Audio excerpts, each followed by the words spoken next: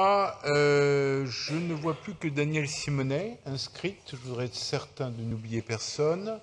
C'est le cas. La parole est donc à Danielle Simonet. Eh oui. Eh oui.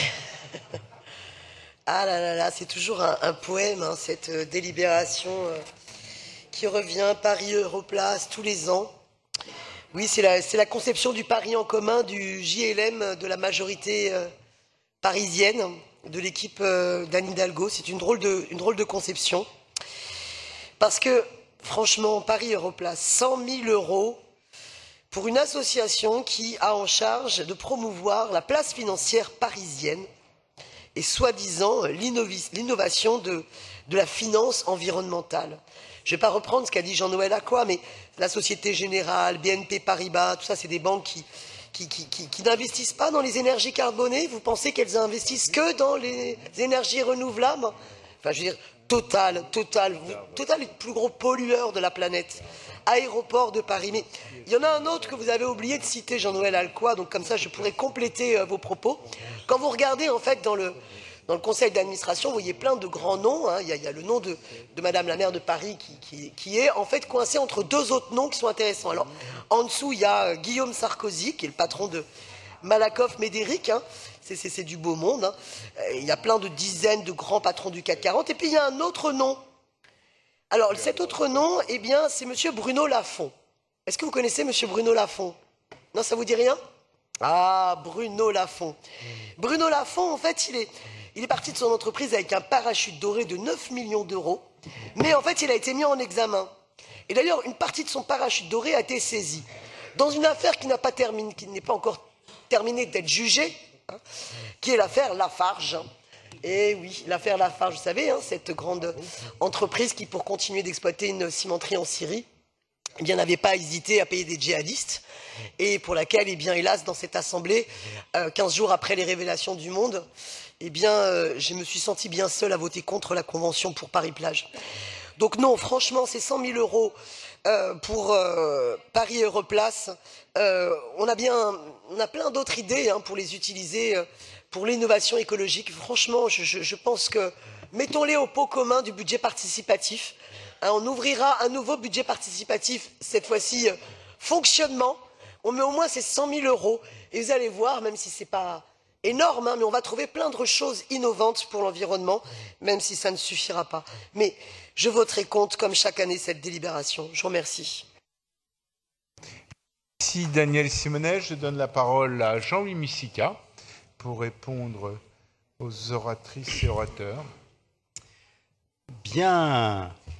Écoutez, il est tard, je vais faire court.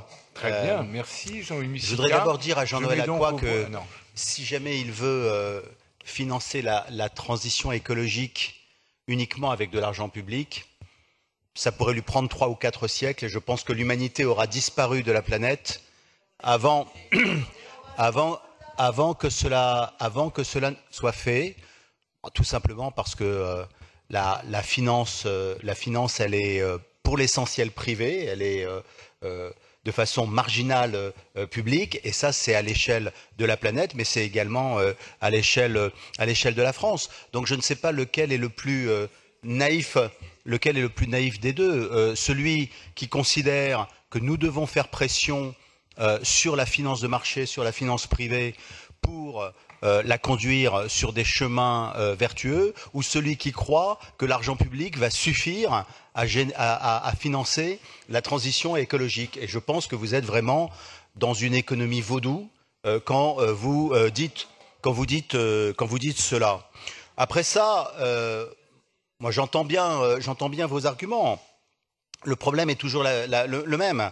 Est-ce que la bonne solution, c'est la politique de la chaise vide? Est-ce qu'on doit renoncer à essayer d'orienter la finance privée vers des investissements qui sont des investissements en faveur de la transition écologique, Est-ce que la finance durable existe ou non? Oui, je crois que la finance durable existe.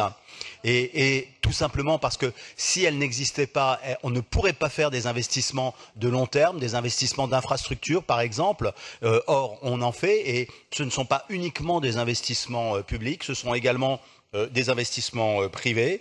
Et je crois qu'il est absolument nécessaire de participer à ce genre d'organisation comme l'association Paris Europlace, parce que c'est là que nous pourrons faire entendre nos idées, là que nous devons porter nos priorités au cœur des instances qui échangent sur ces sujets. C'est une approche assez courante, pour finir, qui consiste à participer aux associations et instances de débat des secteurs que nous souhaitons voir évoluer.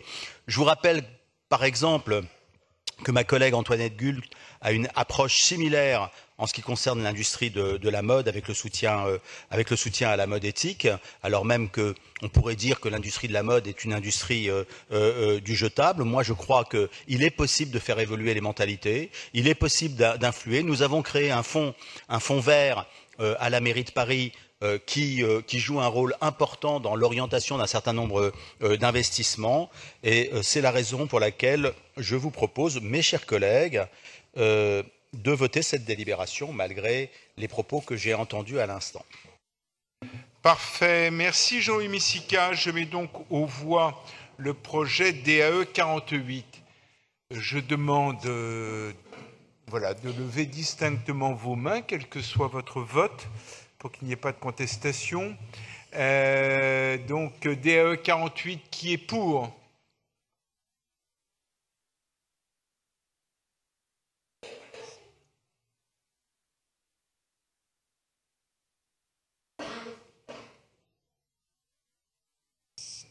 « 17 pour. Qui est contre?